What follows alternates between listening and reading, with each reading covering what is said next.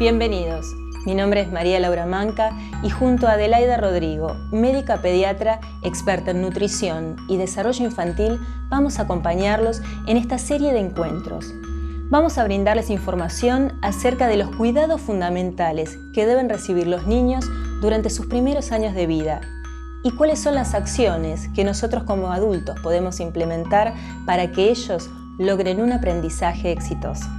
Contaremos para esto con el aporte de diversos especialistas a fin de acercarles información valiosa que ayude a que todos los niños desplieguen su potencial, amplíen sus conocimientos y tengan las mismas oportunidades de educación futuras. En el programa de hoy nos vamos a ocupar del desarrollo del cerebro desde el inicio de la vida.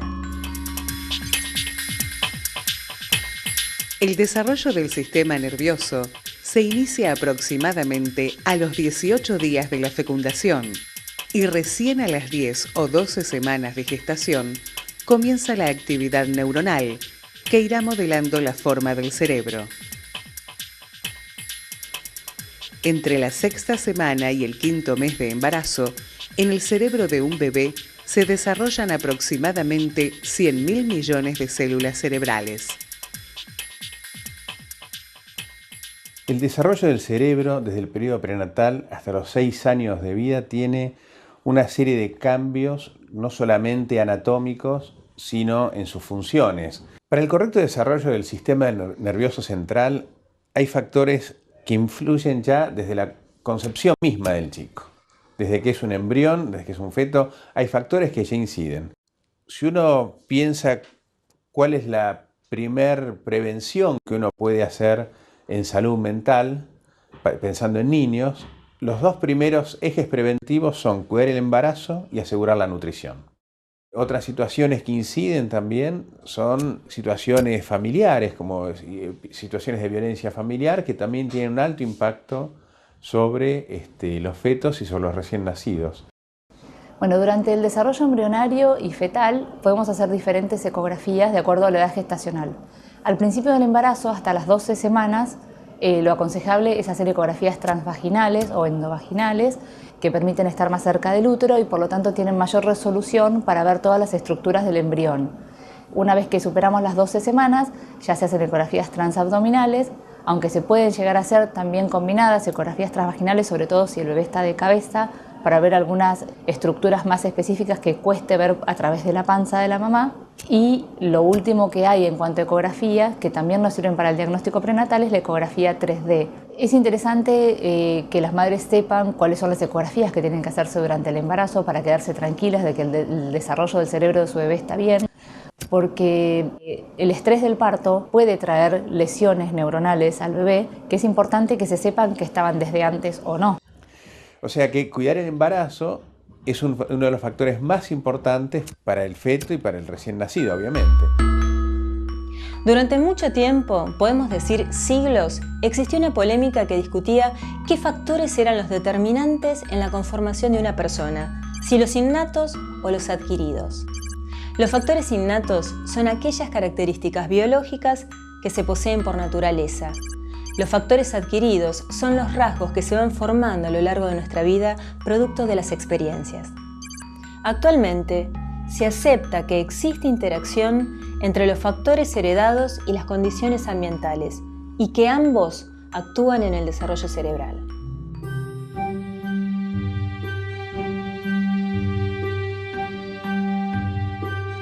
El sistema nervioso de los seres humanos está inconcluso al momento del nacimiento y es durante los primeros años que el cerebro infantil hace un gran despliegue de actividad para desarrollarse. Cada vez que el bebé utiliza sus sentidos, la vista, el tacto, el oído, el olfato, se crean nuevas conexiones entre neuronas.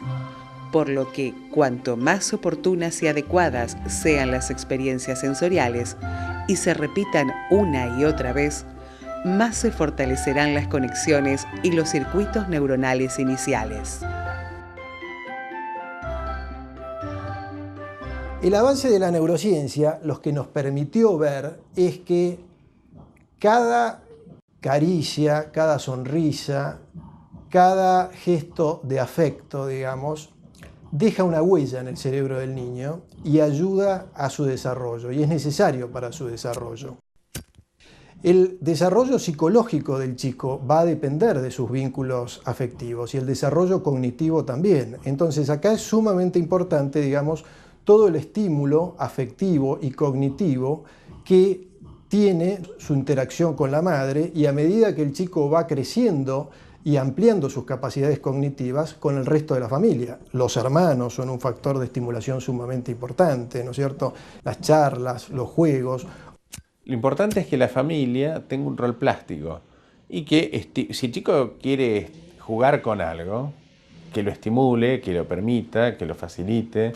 Si un chico tiene habilidad musical, que le desarrolle. No hace falta que vaya al conservatorio, puede ser que se desarrolle la habilidad natural que tiene el niño, porque eso es lo que el niño va a la larga a consolidar su autoestima, no solamente con sus logros cognitivos, la va a consolidar también con sus otros logros a nivel de habilidades, deportes, letras, música, etc.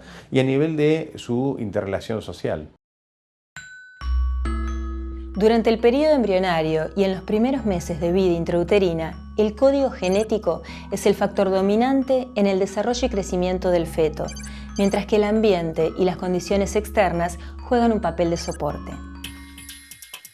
Después del nacimiento, la actividad neuronal será influenciada por una multitud de experiencias sensoriales que ayudarán a refinar los circuitos y redes neuronales en forma progresiva mediante la producción de trillones de conexiones entre neuronas.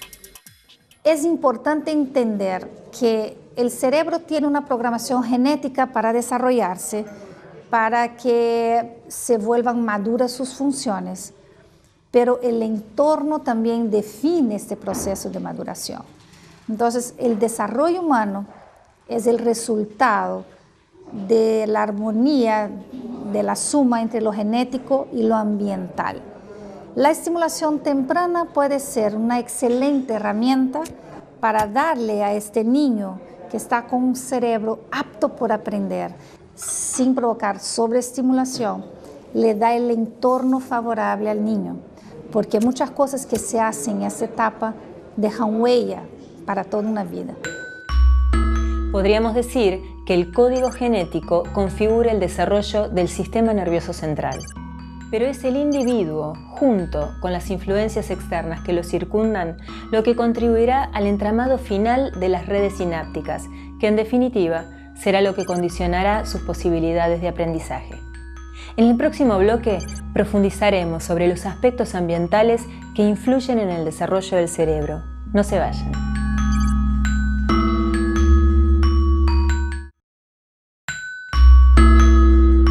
Durante el periodo en que se produce el desarrollo y crecimiento del sistema nervioso central, existe una alta sensibilidad a las influencias ambientales.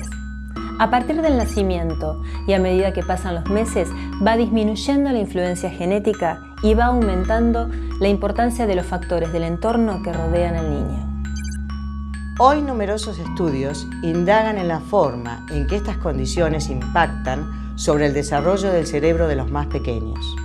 Lo que el ser humano llega a ser se relaciona con el contexto en el que nace y crece. Actualmente, se sabe que cuando un ser humano toma contacto con un ambiente rico en estímulos, aprende una tarea nueva o incluso cuando recibe un estímulo, el cerebro produce cambios plásticos que se pueden observar en el comportamiento.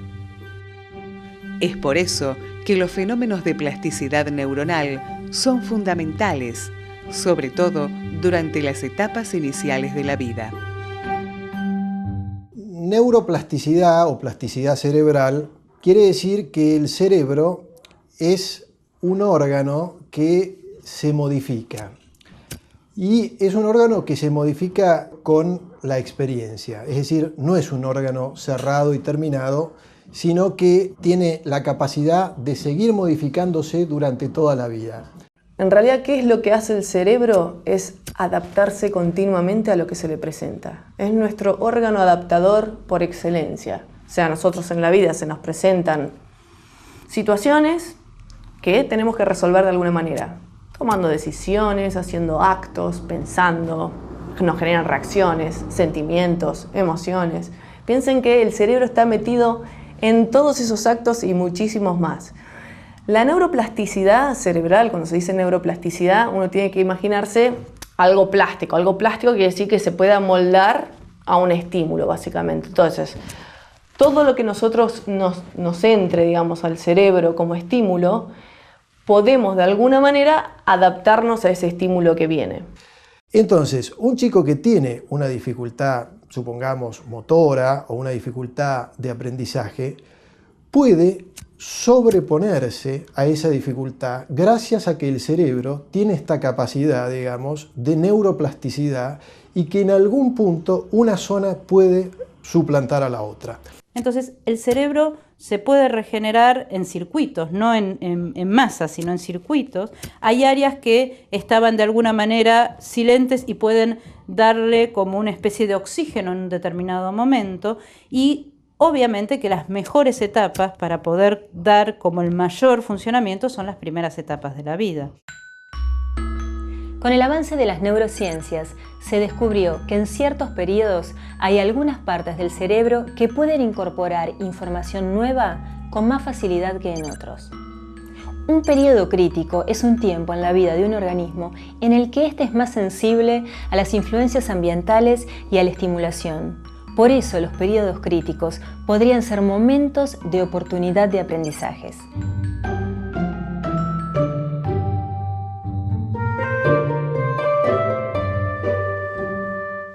Actualmente, se reconoce que las diferentes estructuras y funciones cerebrales tienen periodos críticos en distintos momentos, pero sin lugar a dudas, el aprendizaje es más fácil durante la primera infancia. Por ejemplo, si pensamos en la adquisición del lenguaje, sin duda el tiempo óptimo son estos primeros años, lo que no significa que todo lo necesario se aprenda en este periodo, ya que el aprendizaje tiene lugar durante toda la vida. Todos los niños y niñas tienen derecho a la salud y a una educación de calidad. Sin embargo, estos derechos suelen verse vulnerados en varias ocasiones, y especialmente en el caso de la infancia que proviene de contexto de pobreza, donde se observan problemas de nutrición, dificultades de aprendizaje y retraso en el desarrollo. En el Centro de Educación Médica e Investigaciones Clínicas entrevisté al doctor Sebastián Lipina. Yo soy miembro de la Unidad de Neurobiología Aplicada, que es una unidad de investigación de CONICET, en donde estudiamos cómo se organiza el cerebro durante el desarrollo y cómo se reorganiza después del daño. Todo lo que va pasando en cada momento al principio de la vida potencialmente puede afectar toda la vida de una persona. Pero no necesariamente eso significa que uno no puede hacer nada, porque también contamos con la plasticidad y con la cultura. En pobreza es fundamental la educación y las políticas públicas que tienden a acercar lo que las mamás y las familias necesitan. Por ejemplo, los controles médicos durante el embarazo, anticipar la posibilidad de una prematurez, anticipar las posibilidades de una dificultad perinatal. Si viene una complicación, esperarla para poder dar una oportunidad. Y no que todo suceda en emergencia y cada vez se van acumulando más factores. La protección tiene que ver con conocer cuál es el riesgo para poder actuar. Las comunidades muy pauperizadas, las que viven en situación de mucha pobreza, hay que ir a analizar a nivel de política pública cuáles son los contaminantes ambientales, cuál es la cercanía de las familias a los hospitales, si esos hospitales tienen algún sistema de atención primaria que puedan ir a buscar a los barrios las necesidades que tiene la gente y no esperar que vayan. El estado nutricional de la mamá, si necesita una suplementación. Todo esto tiene que ver con la protección del cerebro de ese chico a partir de cuidar a la mamá durante el embarazo.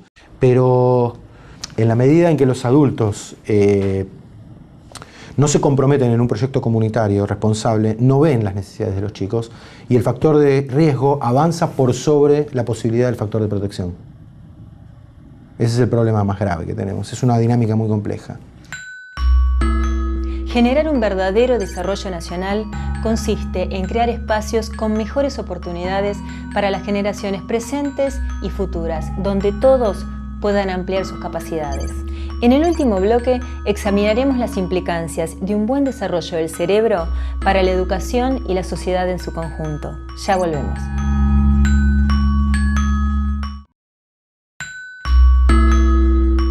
La mayoría de los maestros que ejercen en el nivel escolar primario reconocen que los niños que provienen de ambientes con pocos estímulos o que manifiestan dificultades iniciales en el aprendizaje, cuando ingresan en el sistema escolar, tienden a quedarse detrás de sus compañeros a medida que van progresando de grado en grado.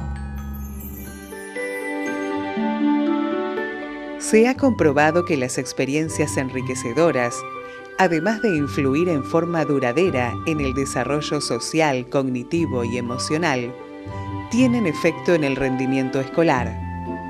Las habilidades cognitivas que el niño pueda desarrollar, aún antes de su ingreso a la escuela, son determinantes para que aprenda y se mantenga dentro del sistema educativo.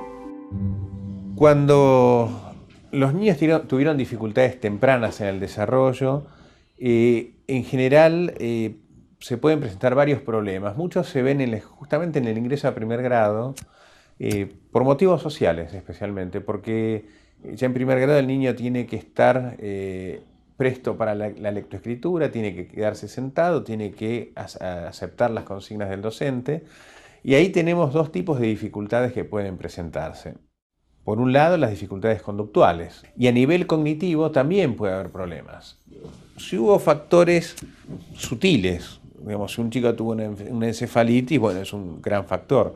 Si hubo un daño de parto, bueno, es otro gran factor.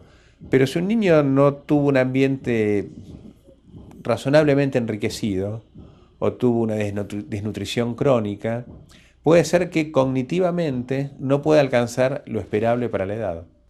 Afortunadamente el cerebro del niño es plástico, entonces tiene más posibilidades de recuperar que el adulto, pero la recuperación va a depender de la cantidad de estímulos que el niño pueda recibir. Uno puede adecuar una escolaridad que lo pueda ir a hacer avanzando en su tiempo para no frustrarlo ni precoz ni permanentemente, pero también puede establecer algunos otros enriquecimientos, si se quiere, ambientales, que tienen que ver con el desarrollo lúdico, juegos sociales, inclusión. Por eso acá la pata social es muy importante. Y después tiene mucho que ver la familia, cómo la familia favorezca o no desarrollos, en principio del juego. Otros pueden ser desde la lectura. Si una familia deja al chico delante del televisor, bueno, poco va a aprender o va a aprender lo que el televisor le indique. Los chicos nuestros juegan muy poco, tienen muy poco desarrollo del juego. Esto tiene que ver con la tele, tiene que ver con otras cosas también, tiene que ver con que el chico tiene que formarse en los primeros años de vida dentro de un marco productivo. O sea, le tenemos que dar toda la cantidad de cursos, de computación, de música, de taekwondo. Los chicos tienen unas agendas que están tan pobladas que cuando les queda tiempo se conectan a la computadora o a la tele pasivamente. O sea, desaparece la actividad, es como que no interactúan más con nadie. Por lo cual, si yo no le puedo dar a un chico la posibilidad de desplegar un juego imaginativo, de alguna manera estoy mermando su posibilidad de desarrollo cerebral. Los nuevos descubrimientos sobre el desarrollo del cerebro son mucho más que investigación científica básica. Tienen consecuencias profundas tanto para los padres que llevan a cabo la crianza de sus hijos, como para los diseñadores de políticas públicas que tienen que ver con la salud y la educación. Los aportes de las neurociencias que podemos llevar al campo de la neuroeducación son aquellos que tienen que ver con el proceso de desarrollo humano en sí. Entonces, estos aportes acerca del aprendizaje, del lenguaje, de los sistemas de memoria, de los sistemas motores, los sistemas sensoriales, son temas que son día tras día tratados, estimulados o atrofiados por los educadores. El riesgo que corremos en la primera infancia es que cuando la neurociencia provoca la neurocultura, también empiezan a aparecer los neuromitos. Los neuromitos que te dicen que los chicos en los primeros años de vida pueden transformarse en genios y tenemos que aprovechar esos 3 primeros años de vida para transformarlos en genios, porque dentro del cerebro de estos chicos hay una exuberancia sináptica, hay una conexión entre las neuronas tan fantásticas que todo lo que se aprenda ahorita va a poder potenciar su área intelectual. Sí es cierto que hay una potenciación del área intelectual con la estimulación, con la oportunidad, pero la sobreestimulación es tan mala para el cerebro cuanto la falta de estimulación. Llevar adelante una crianza adecuada significa, desde el momento de la concepción, cuidar la salud y la alimentación, establecer un vínculo con el niño, jugar, cantarles, hablarles y acompañarlos en todo su desarrollo. Se nos acabó el tiempo. Les agradecemos por habernos acompañado y esperamos haber contribuido desde nuestro lugar. Y recuerden que la crianza infantil requiere atención, cuidado afectuoso y saber cuándo hay que pedir ayuda. Ahora sí nos despedimos hasta la próxima emisión, donde abordaremos temas tan importantes como la alimentación y el juego, entre otros. Hasta la próxima, los esperamos.